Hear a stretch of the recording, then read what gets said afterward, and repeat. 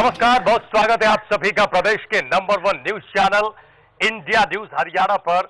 मैं हूं राजीव रघुनंदन और आज 14 के चक्रव्यूह में हम एक ऐसी शख्सियत को लेकर हाजिर हैं जो जितना अपने कद के लिए जानी जाती है उससे ज्यादा अपने सिद्धांत के लिए जानी जाती है।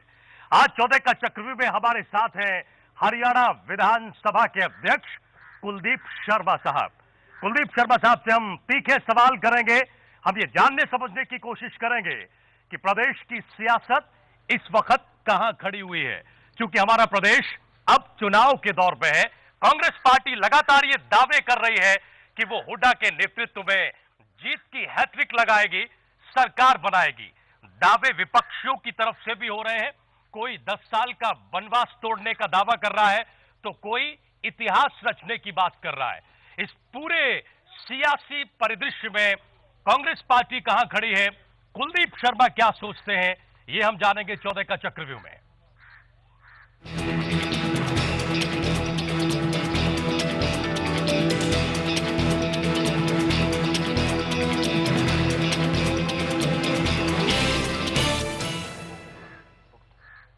तो 14 का चक्रव्यूह में हम कुलदीप शर्मा से सवाल जवाब शुरू करें, उनसे जाने समझें कि राजनीति इस वक्त किस तरह से आगे बढ़ रही है।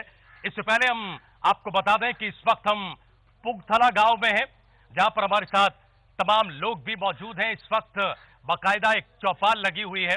कुलदीप शर्मा जी हमारे साथ हैं और तीखे सवालों को लेकर हमारे साथ संपादक इंडिया न्यूज हरियाणा अमित आर्या है। हमारे साथ हमारे वरिष्ठ सहयोगी शक्ति परमार हैं। हम सवाल जवाब शुरू करें इससे पहले जरा देखिए एक बार कि कैसी शख्सियत है कुलदीप शर्मा की, कैसा रहा है उनका अब तक का राजनीतिक करियर।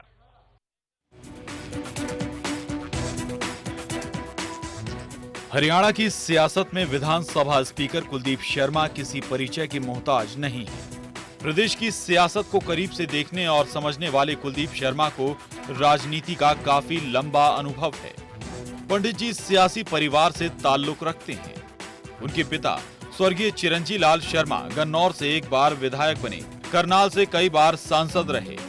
कुलदीप शर्मा का जन्म 3 अप्रैल 1957 को सोनीपत में हुआ था।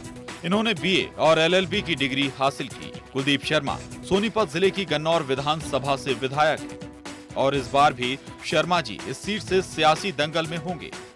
कुलदीप शर्मा साल 1998 में सोनीपत से लोकसभा का चुनाव लड़ चुके हैं। हरियाणा कांग्रेस में उन्होंने कई बार अहम भूमिका निभाई है।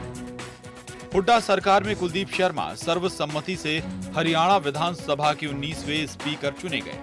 हालांकि स्पीकर के पद पर रहते हुए उन पर कई बार विपक्ष ने सवाल भी उठाए, लेकिन कुलदीप शर्मा कह चुके हैं कि उनके रग रग में कांग्रेस है। लेकिन इस बार कांग्रेस के सामने एक बड़ी चुनौती है। सूबे में हाथ कमजोर होता जा रहा है। हुड्डा सरकार पर सवाल उठ रहे हैं, विपक्ष हावी हो रहा है। ऐसे में 2014 के विधानसभा चुनाव में कुलदीप शर्मा जैसे दिग्गज और अनुभवी नेता की भूमिका अहम हो जाती है। तो शुरू करते हैं कुलदीप शर्मा के साथ 14 का चक्रव्यूह।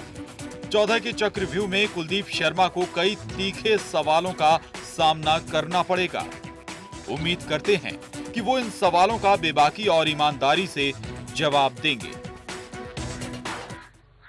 तो देखा आपने कैसी शख्सियत है कुलदीप शर्मा की, ऐसे वक्त में जब कांग्रेस पार्टी के बड़े नेता पार्टी को छोड़कर दूसरे राजनीतिक दलों का रुख कर रहे हैं, तब अपने ओजस्वी भाषण में, जोशपूर्ण भाषण में पानीपत की रैली में कुलदीप शर्मा ने यह कहा कि मैं जिया भी कांग्रेस में और मैं मरूंगा भी कांग्रेस में। कुलदीप शर्मा जितने शालीन व्यक्तित्व के धनी हैं, अपने भाषणों के लिए, अपने ओजपूर्ण भाषणों के लिए उससे ज्यादा वो जाने जाते हैं और एक नहीं कई बार प्रदेश की राजनीति इसका गवाह बनी है। कुलदीप जी बहुत स्वागत इंडिया न्यूज हरियाणा पर सर 14 का चक्रव्यूह में। गुजारिश हमारी आपसे यही है कि हमारे इस कार्यक्रम का जो फॉर्मेट है वो लाग लपेट के बगैर है। हमारे सवाल बहुत सीधे, कई बार थोड़े से तीखे भी होते हैं। हम उम्मीद करेंगे, आपसे गुजारिश करेंगे कि आप जिस शालीनता के लिए मशहूर हैं, हमारे सवालों के जवाब भी उसी शालीनता के साथ आप देंगे। प्रदेश में इस वक्त जो माहौल है उसे आप कैसे देख रहे हैं? कांग्रेस पार्टी का 30वीं बार सरकार बनाने का दावा सिर्फ दावा है या आपको लगता है कि नहीं, अभी भी कांग्रेस पार्टी के लिए प्रदेश में वही हालात हैं कि वो हैट्रिक लगा पाए? कि प्रदेश की राजनीति चुनावी दौर से गुजर रही है। अभी सभी पार्टियों के कैंडिडेट्स जो हैं वो सामने नहीं आए, फिर भी हमारे लिए बड़ा चुनौती भरा समय है। 10 साल से चौधरी भूपेंद्र सिंह हुड्डा के नेतृत्व में कांग्रेस की सरकार है। सरकार ने अच्छे कार्य किए हैं, विकास किया है। सरकार ने हर एक वर्ग का ध्यान रखते हुए हरियाणा को आगे लेकर चली है। आरोप प्रत्यारोप हुआ करते हैं राजनीति में, विपक्ष का अपना दृष्टिकोण है,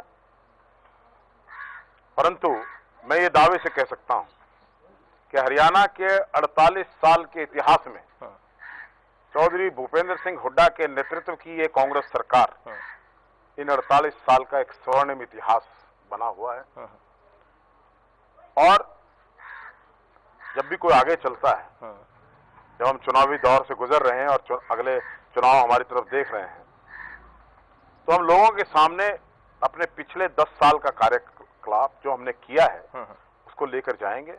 हरियाणा की जनता बहुत जागरूक है और हर एक बात को बड़ी गंभीरता से समझती है, अपने भविष्य को, अपने वर्तमान को और लोगों के भूत को अच्छी तरह पहचानती है। इतनी सारी उपलब्धियां सर आप गिना रहे हैं, इतनी सारी, और आप ये कह भी रहे हैं कि न केवल 10 साल का ये शासनकाल बल्कि 48 साल के इतिहास में ऐसा किसी सरकार ने नहीं किया जैसा हुड्डा साहब की सरकार ने किया। लेकिन शुरुआत में आप ये भी कह रहे हैं कि हमारे लिए एक चुनौतीपूर्ण समय है। अगर इतना अच्छा कामकाज सरकार का है, फिर ये चुनौती क्यों? दरअसल चुनौती क्या है इस बार? देखिए, राजनीति में चुनाव को हमेशा गंभीरता से लेना चाहिए और उसी लिए मैं इसको एक चुनौतीपूर्ण समय मानता हूं, क्योंकि चुनाव में जिस प्रकार का माहौल अभी पार्लियामेंट में देखने को मिला, उस माहौल की वजह से जो आज का हरियाणा है, जो आज के हरियाणा की राजनीति है, उसमें नई चुनौतियां हमारे सामने आई। इसलिए मैंने इस समय को चुनौती भरा समय कहा है।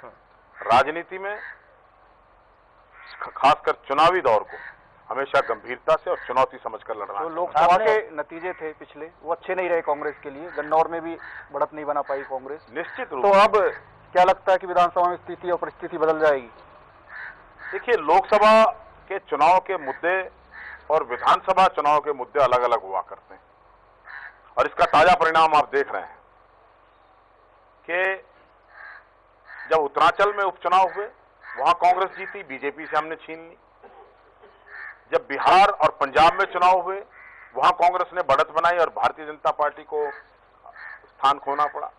और अब जो ताजा चुनाव है सारे देश के सामने है, भारतीय जनता पार्टी का जो बुलबुला था वो फूट चुका है। तो निश्चित रूप से जो विधानसभा के चुनाव है वो स्थानीय मुद्दों पर लड़े। एक मोदी फैक्टर की बात हो रही थी, कह रहे थे कि ऊपर नरेंद्र नीचे भूपेंद्र, क्या ऐसी स्थिति है? मोदी फैक्टर तो खत्म हो चुका है। BJP has become a party of defectors now and not a Modi factor. इसमें कोई मोदी फैक्टर नहीं रहा। यहां पर अगर कोई फैक्टर है तो वो चौधरी भूपेंद्र सिंह हुड्डा की एक कार्यप्रणाली है। लोग अच्छी तरह समझते हैं कौन आदमी और कौन सी सरकार। नहीं, तो आपको क्या लगता है कि बीजेपी ने लोकसभा के चुनाव में, फिर हम विधानसभा पे आएंगे, लोकसभा के चुनाव में ऐसा क्या कैंपेन किया या ऐसा क्या उन्होंने इस तरीके के वादे किए या उनमें ऐसी क्या खासियत थी कि पूरे देश ने उनको चुना? देखिए, जो आप नहीं कर पाए। देखिए, 10 साल से कांग्रेस की सरकार थी और उस 10 साल के अंदर कांग्रेस ने सामान्य जनमानस की भलाई के लिए नई से नई नीतियां बनाई। देश को जिस इकोनॉमिक स्लो डाउन से दुनिया गुजरी थी, हिंदुस्तान उस मार को झेलकर भी आगे बढ़ा। लेकिन चाहे वो राइट टू एजुकेशन था, राइट टू फूड था, राइट टू इंफॉर्मेशन था, ये जितने भी कार्य सरकार ने किए वो सभी कार्य जनता के स्वरूप में सामने सही रूप में प्रचारित नहीं हो पाए। वो आपकी कमी रही, नेचुरल, वो सारी कमी। I accept it. और दूसरे लोगों ने जिस प्रकार का बवंडर और प्रचार लोगों के सामने रखा, देश के अंदर भारतीय जनता पार्टी की सरकार नहीं मानता हूं मैं इसको। लोग भारतीय जनता पार्टी को वोट भी नहीं देना चाहते थे। एक व्यक्ति विशेष के ऊपर केंद्रित करके देश में कहीं ना कहीं एक ये पुकार उठ रही थी। नहीं, वो केंद्रित तो आपने भी किया हुआ था भाई। ये कहीं ना कहीं ये लोकसभा का चुनाव तो राहुल गांधी वर्सेस मोदी उन्हीं के बीच में था उस तरीके से। देखिए, कांग्रेस ने कभी भी श्री राहुल गांधी को प्राइम मिनिस्टर के रूप में प्रोजेक्ट नहीं किया, क्योंकि कांग्रेस के अंदर वो एक सर्वमान्य नेता हैं, इसलिए he was a natural choice, not that we projected as him as prime minister. भारतीय जनता पार्टी ने नरेंद्र मोदी को प्रोजेक्ट किया। देश का जो युवा है उसको भ्रमित करने में भारतीय जनता पार्टी जिस प्रकार के प्रचार का सहारा लेकर कामयाब हुई, उसको मैं स्वीकार करता हूं, परंतु ये जीत भ्रमित प्रचार की है, ना कि असली। नहीं, तो उससे आपने सबक लिया लोकसभा में जो कमियां आपकी रही, जिस कारण से आपको ये समय देखने को मिला, या जिसका असर विधानसभा के चुनाव में होने की भी संभावना नजर आती है कि आज कहीं ना कहीं कांग्रेस, चाहे वो सर्वे हो, चाहे वो राजनीतिक पंडितों का अपना खुद का विश्लेषण हो, उन सबका यही मानना है कि कांग्रेस कहीं ना कहीं हरियाणा के अंदर बैकफुट पे या तीसरे स्थान पे जाने की स्थिति में है। क्या कांग्रेस ने लोकसभा के चुनाव से सीखा कि विधानसभा में वो नहीं हो पाएगा? लोकसभा चुनाव भी हरियाणा की राजनीति पर रेफरेंडम नहीं था। हम चुनाव हारे हरियाणा में, इसमें कोई शक नहीं लोकसभा का, लेकिन that was not a referendum on the government of Chaudhary Bhupinder Singh Hooda, nor on a referendum on the Congress government in the state of Haryana.